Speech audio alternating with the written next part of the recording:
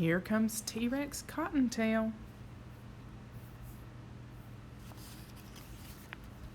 Written by Louis Gramblin. T-Rex was looking in the mirror. Not bad, he said. Not bad at all. Just then, the doorbell rang. He answered it. It was his friend, Diplodocus, Stegosaurus, and Iguanodon. Why the funny ears and big cottontail? Diplodocus asked. Tomorrow is Easter, Stegosaurus said, not Halloween. Peter Cottontail, a.k.a. Easter Bunny, has a cold, T-Rex said, and he asked me to deliver his eggs tomorrow. But you can't hop, Iguanodon said. I've been practicing, T-Rex said. The three friends looked around. Where are the eggs? They asked. At his house, T-Rex answered. I'm hopping down there now to get them.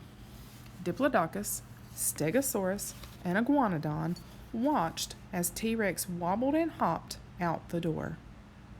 I'm afraid those eggs are in for a shell-shattering trip tomorrow, Stegosaurus said. T-Rex can practice when he gets back, Iguanodon said. Too late, Diplodocus said, looking out the window. Poor T-Rex, wobbling and hopping up the bunny trail, he stumbled and fell and landed kersplat on Peter Cottontail's basket full of eggs. What a mess. T-Rex walked slowly into the house. What now? His friends asked. I don't know, T-Rex answered. Suddenly, T-Rex had an idea. We'll get more eggs, he said, and color them.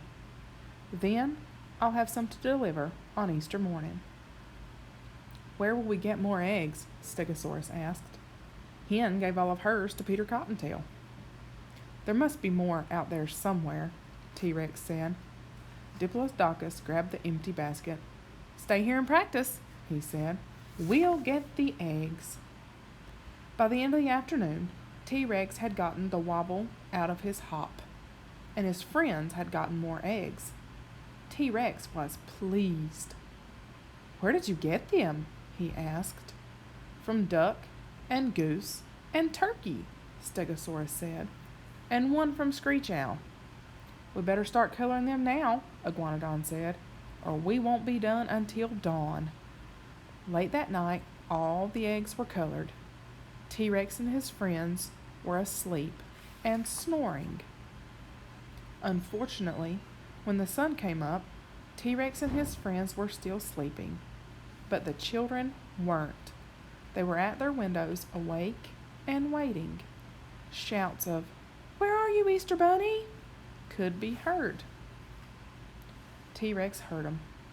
He jumped up. He put on his funny ears, his cottontail, long twitching whiskers, jacket, and bow tie. I'll save an egg for Peter Cottontail, T-Rex said to his friends. Meet me at his house later. We'll give it to him then, he said, hopping out the door. The children were still at their windows, waiting and worrying until T-Rex hopped into view. Cool, they shouted. That's one really big cottontail hopping down that bunny trail. When all the eggs, except one, had been delivered, T-Rex started hopping back up the bunny trail. Thanks for our eggs, Mr. Really Big Cottontail, the children called after him. Any time, T-Rex called back. T-Rex hopped to Peter Cottontail's house. His friends were already there. Do you have the egg? They asked. T-Rex nodded and rang the doorbell. Peter Cottontail answered it. T-Rex handed Peter Cottontail the egg. For me? Peter Cottontail asked. T-Rex and his friends nodded. No one has ever given me an Easter egg before, he said. Thank you. But then the egg began to crack open. Crack, Crack, crack, crack, and dozens of tiny ducks started quacking, and dozens of tiny geese started honking, and dozens of tiny turkeys started gobbling. This is the best Easter ever, the children shouted. Then Peter Cottontail's egg began to crack open. Crack! And one tiny screech owl started screeching. Peter Cottontail was surprised and delighted.